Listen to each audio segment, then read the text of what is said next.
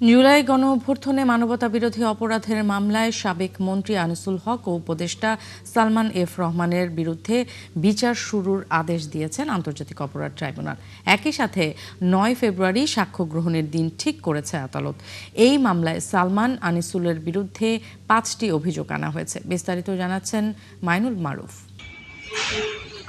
Prosecution বলছে, সাবেক প্রধানমন্ত্রী শেখ হাসিনা ছাড়াও আন্দোলন দমনের নেতৃত্ব দেন আওয়ামী লীগের শীর্ষ নেতৃত্বের আরও ৪ জন, যাদেরকে তারা বলছেন গ্যাং অফ 4।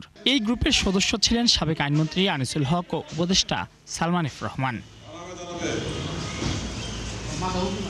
৫ অভিযোগে আনিসুল হক ও সালমান এফ রহমানের বিরুদ্ধে অভিযোগ গঠন করে বিচার শুরুর আদেশ দিয়েছেন আন্তর্জাতিক অপরাধ ট্রাইব্যুনাল ১। সাক্ষ্য গ্রহণ শুরু হবে ১০ ফেব্রুয়ারি।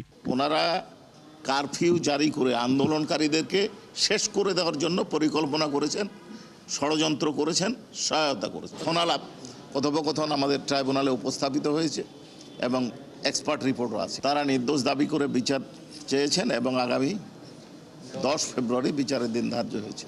ওনারা তো আসলে কোনো সুপিরিয়র কমান্ড পজিশনে ছিলেন না এবং টেলিফোন কনভারসেশন যেটা এখানে রেফার করা হয়েছে, ওনারা বলেছেন যে ওনারা কখনোই এই ধরনের কোনো কনভারসেশন করেন নাই। ওনারা চ্যালেঞ্জ করেন যে এটা অন্যভাবে তৈরি করা হয়েছে, হয়তো এআই জেনারেটেড। এদিন জুলাই মানবতাবিরোধী অপরাধের মামলায় লক্ষ্মীপুরে আওয়ামী লীগ নেতা হুমায়ুন কবিরকে জামিন দেয় ট্রাইব্যুনাল সংলগ্ন এলাকায় বিক্ষোভ হয়েছে।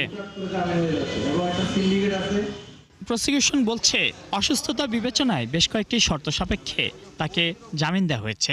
একজন লিভার সিরোসিসে আক্রান্ত, তার রিপোর্ট জেল ডক্টর দিয়েছেন, কাউন্টার সাইন করেছেন একজন সিভিল সার্জন এবং তা বিবেচনা করে অনারেবল ট্রাইব্যুনাল তার জামিন মঞ্জুর করেছেন। তার আপন ভাই কয়েকদিন আগে একই অসুখে মারা গেছে। ট্রাইব্যুনাল বেশ কিছু শর্ত দিয়েছেন।